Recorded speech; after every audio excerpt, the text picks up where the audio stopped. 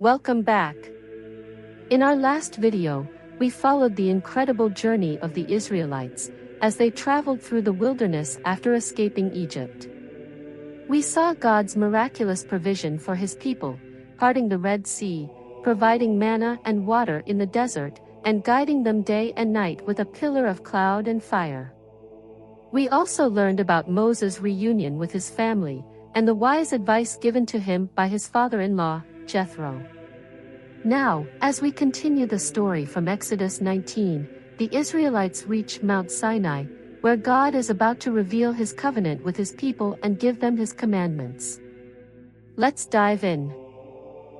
It had been 3 months since the Israelites left Egypt, and they arrived in the wilderness of Sinai. They set up camp near Mount Sinai, and the towering mountain stood before them like a reminder of God's greatness. While the people rested in the camp, Moses went up the mountain to meet with God. God asked Moses to deliver this message to the people. "You saw what I did to the Egyptians and how I carried you on eagle's wings to bring you to myself. Now, if you obey me and keep my covenant, you will be my special treasure above all nations, a kingdom of priests, and a holy nation." Moses returned to the camp and gathered the elders to share God's words. When the people heard the message, they all responded together, "We will do everything the Lord has said."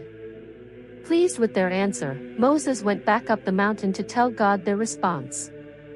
God spoke to Moses again and said, "I will come to you in a thick cloud, so the people can hear me speaking with you, and believe in you forever."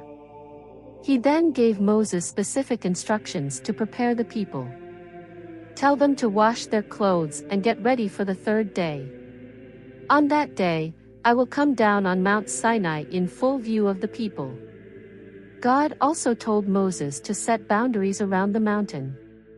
Warn the people not to approach the mountain or even touch its base. Anyone who touches the mountain will die, whether it's a person or an animal. They must stay back until they hear the sound of the trumpet.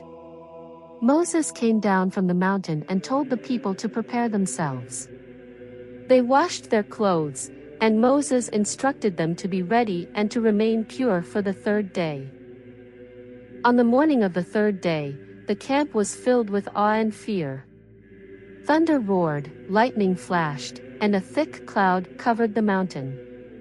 The sound of a loud trumpet blasted through the air, growing louder and louder. The people trembled in fear. Moses led the Israelites out of the camp to meet with God. They stood at the foot of the mountain, which was completely covered in smoke. The Lord had descended on the mountain in fire, and the smoke billowed upward, like it is from a furnace.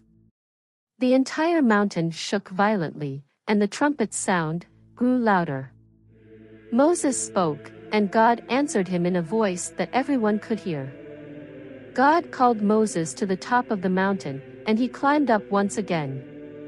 The Lord told Moses, "Go back down and warn the people not to come too close or try to look, or they will die. Even the priests who approach me must purify themselves, or they too will face judgment." Moses replied, "The people won't come near the mountain. You already commanded us to set boundaries and keep it holy." But God insisted, "Go down and bring Aaron back to the mountain with you. But make sure no one else, not even the priests, tries to approach." Moses obeyed, went back down, and relayed God's words to the people. This moment marked a turning point for the Israelites. They were witnessing the holiness and power of God in a way they had never experienced before. The mountain, shaking and covered in smoke, was a visual reminder of God's greatness and his desire for his people to honor and obey him. As the Israelites stood at the base of Mount Sinai, a thick cloud surrounded the mountain, thunder rolled, lightning flashed, and the sound of a trumpet grew louder and louder. Then God himself spoke to the people from the mountain, and his voice echoed across the wilderness. These were his words. "I am the Lord your God, who brought you out of Egypt, out of the land where you were slaves. You must not have any other gods besides me. Do not make for yourselves any carved images or idols, whether they look like things in the heavens, on the earth, or in the waters below. Do not bow down to them or worship them, because I, the Lord, I will hold people accountable for their sins, even across generations, but I will show mercy to thousands who love me and obey my commandments. Do not misuse the name of the Lord your God. Anyone who misuses my name will not go unpunished. Remember the Sabbath day and keep it holy. You may work for 6 days and do all your tasks, but the seventh day is a day of rest dedicated to the Lord. On that day, you must not do any work, neither you, your children, your servants, your animals, nor anyone living in your household. For in 6 days, I made the heavens, the earth, the sea, and everything in them, and on the seventh day, I rested. That is why I have blessed the Sabbath and made it holy. Honor your father and mother, so that you may live long in the land I am giving you. Do not kill. Do not commit adultery. Do not steal. Do not lie or give false testimony against others. Do not covet what belongs to your neighbor, his house, his wife, his servants, his animals, or anything else that is his. As God spoke, the people trembled in fear. The mountain shook, smoke rose into the sky, and the sound of the trumpet thundered in their ears. The Israelites were terrified and moved further away from the mountain. They said to Moses, "Please, you speak to us, and we will listen. But do not let God speak directly to us, or we will die." Moses tried to calm them. "Do not be afraid," he said. "God has come to test you so that you may learn to fear him and avoid sin." Even though Moses reassured them, the people stood at a distance, too afraid to approach the mountain. But Moses, full of courage, walked closer to the thick darkness where God was.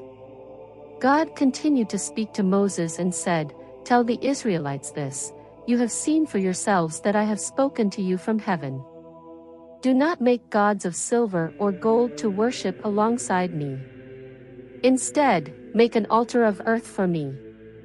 On it, you will offer your burnt offerings and peace offerings, your sheep, and your cattle. Wherever I cause my name to be remembered, I will come to you and bless you. If you make an altar of stone, do not use stones that you have shaped with tools, because that will make it impure. And do not make the altar so high that you need steps to reach it, as that could expose your nakedness."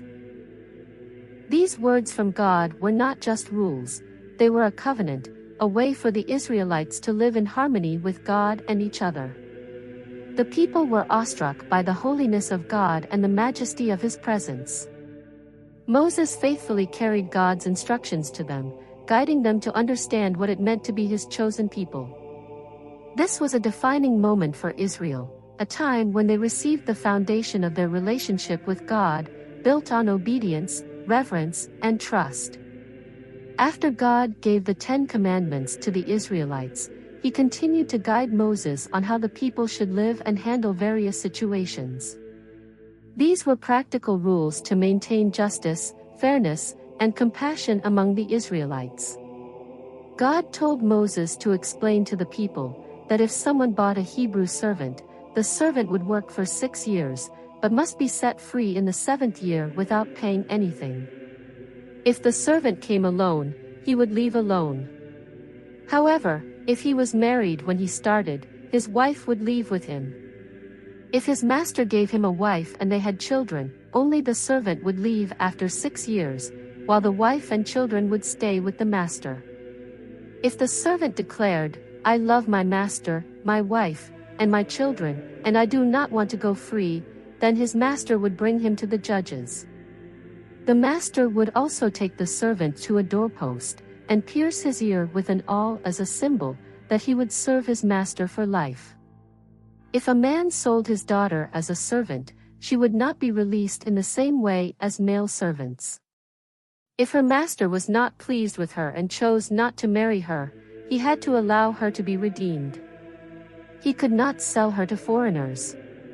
If he promised her to his son, he had to treat her like a daughter. If he married another woman, he still had to provide for the servant's food, clothing, and marital rights. If he failed to do these things, she would be free to leave without paying anything.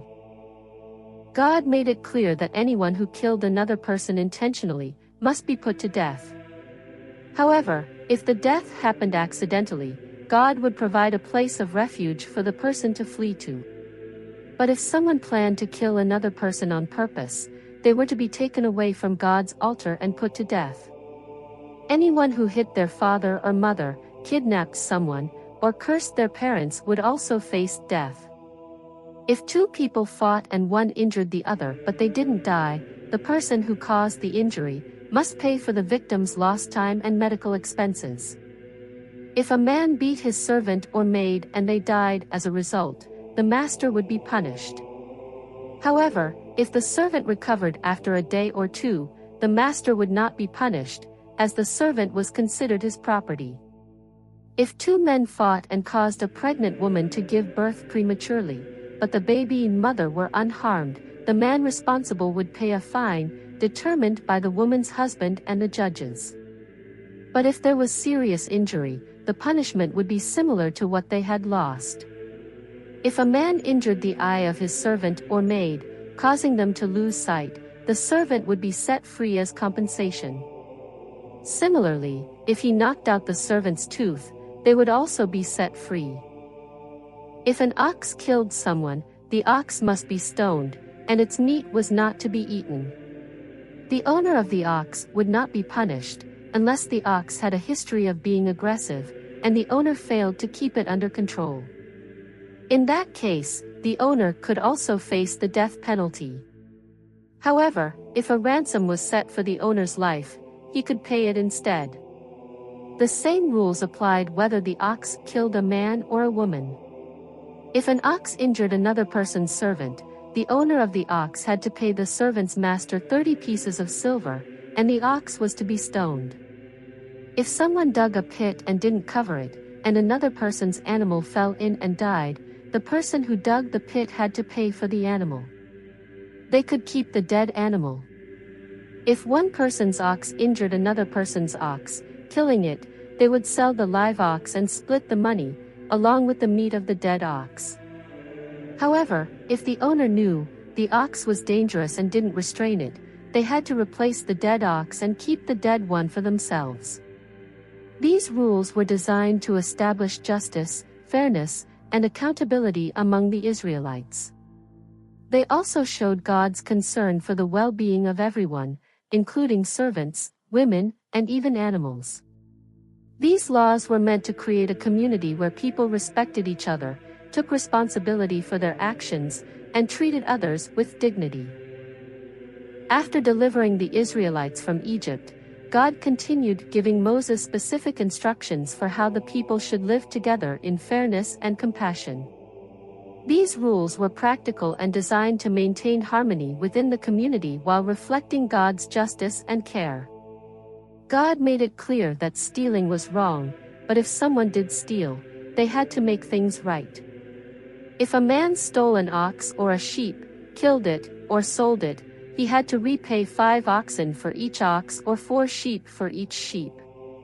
If the stolen animal was still alive when found, the thief had to repay double. If a thief was caught breaking into someone's house at night, was struck and killed, the homeowner was not guilty of murder. However, if this happened during the day, the thief's life had to be spared, and instead, he would be sold to pay for what he stole, if he couldn't repay it.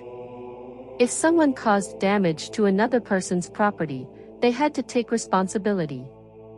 For example, if a man let his animals graze in someone else's field or vineyard, he had to repay with the best produce from his own field or vineyard.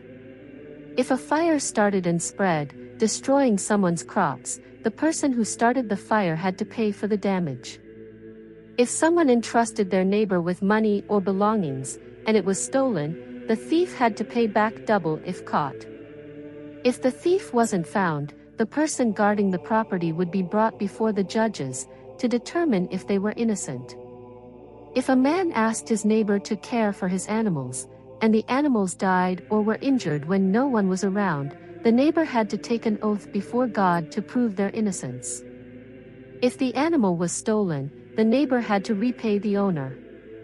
However, if the animal was killed by wild beasts, the neighbor could bring the remains as proof and wouldn't need to pay. God emphasized kindness and protection for those who were vulnerable. He warned the Israelites never to mistreat or oppress strangers, because they had once been strangers in Egypt. Widows and orphans were not to be harmed in any way. God warned that if they cried out to him, his anger would burn against those who hurt them, and he would take swift action. If someone lent money to a poor person, they were not allowed to charge interest. If they took the poor person's cloak as a pledge, they had to return it by sunset, so the person could sleep in it. God reminded them that he is compassionate, and would hear the cries of those in need. God commanded the Israelites not to curse their leaders or dishonor him. They were to offer the first fruits of their harvest and dedicate their firstborn sons, cattle, and sheep to him. Animals were to stay with their mothers for 7 days, but on the 8th day, they were to be given to God as an offering. The Israelites were called to be holy, reflecting God's character. They were instructed not to eat meat from animals that had been killed by wild beasts. Instead, they were to throw it to the dogs. God continued to give Moses detailed instructions for the Israelites, teaching them how to live a life of justice, compassion, and faithfulness to him. God commanded the people to always tell the truth. He said, "Do not spread false reports or join with wicked people, to lie or be an unrighteous witness." He also warned them not to follow a crowd in doing evil or twist justice, even in favor of the poor. God reminded them to be fair and honest in all their dealings. God instructed the Israelites to show kindness even to their enemies. For example, if they saw their enemy's ox or donkey wandering off, they were to return it to the owner. If they saw an overloaded donkey belonging to someone who hated them, they were to help, not ignore it. God emphasized fairness, saying, "Do not deny justice to the poor." He told them to stay far away from false accusations and never harm innocent or righteous people. He also warned them not to accept bribes, which blind people to the truth and corrupt justice. God reminded them not to oppress strangers, as they themselves had been strangers in Egypt and knew what it felt like to be mistreated. God instructed the Israelites to sow and harvest their fields for 6 years, but in the 7th year, they were to let the land rest. During this time, the poor could eat what grew naturally, and whatever was left could be eaten by wild animals. He said they should do the same with their vineyards and olive groves.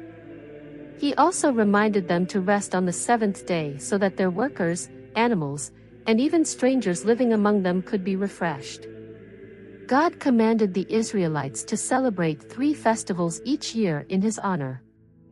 The Feast of Unleavened Bread, to remember how he brought them out of Egypt. The Feast of Harvest, to thank him for the first fruits of their labor in the fields. The Feast of Ingathering, to celebrate the harvest at the end of the year. All men were to appear before God during these festivals. God also told them to bring the first and best of their crops to him, as an offering, and to avoid blending pagan practices with their worship. God promised to send an angel to guide the Israelites to the land he had prepared for them. He told them to listen carefully to the angel and obey his instructions, as the angel carried God's authority. If they obeyed, God would protect them, bless their food and water, and keep sickness away from them.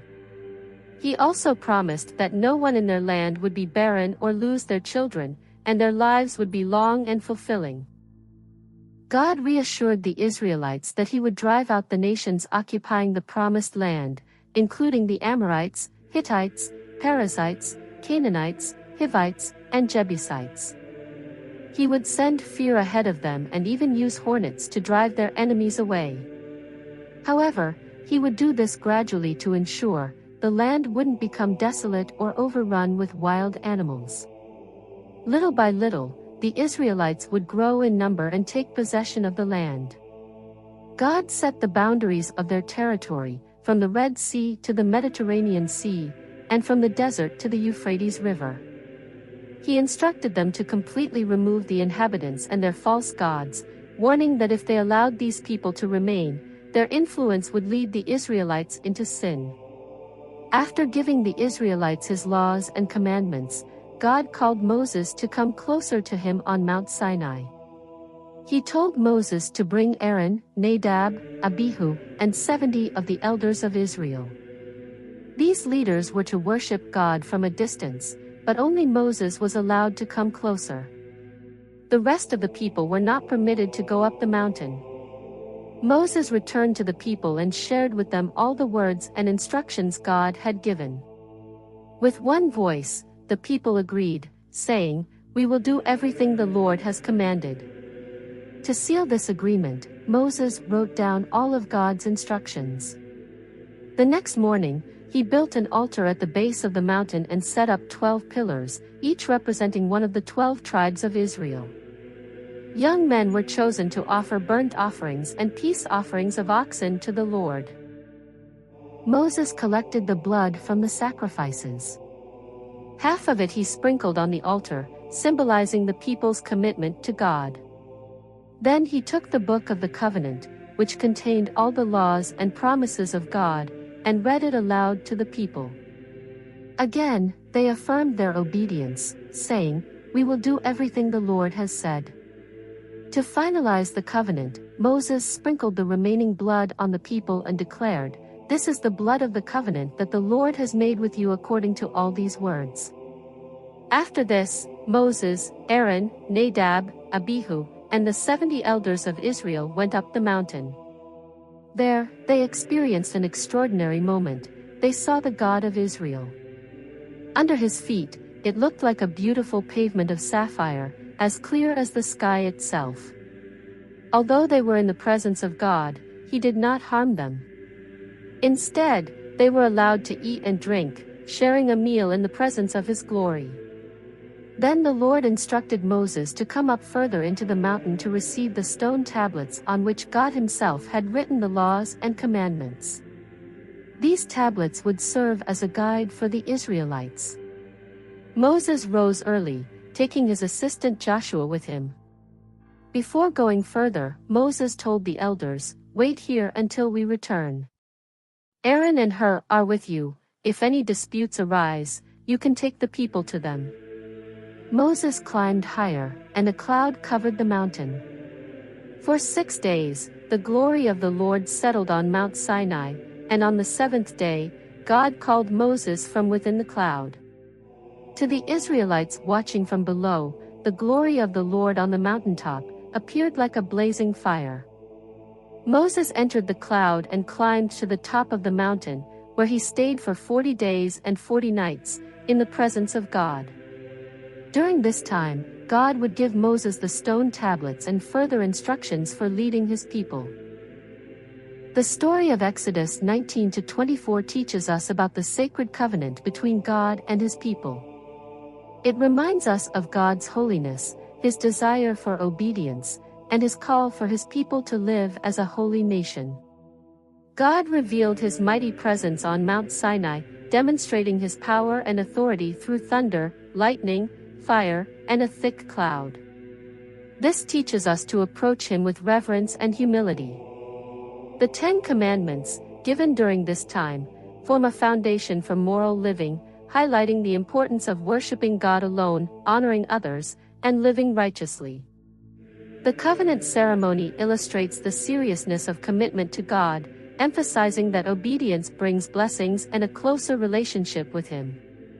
The elders' experience of seeing God's glory and dining in his presence shows that God desires fellowship with his people. Moses' ascent to the mountain, where he remained for 40 days and nights, reminds us of the value of dedicating time to commune with God and receive his guidance. This story encourages us to honor our commitments to God, follow his commandments, and trust that his plans for us are for our ultimate good. It also highlights the importance of leaders, guiding others in faithfulness and the necessity of respecting God's authority in our lives. If you enjoyed this story and want to follow the journey of the Israelites as they continue to walk with God, don't forget to subscribe to this channel. Share this video with others who would love to hear these timeless stories, and stay tuned for the next chapter of this amazing journey.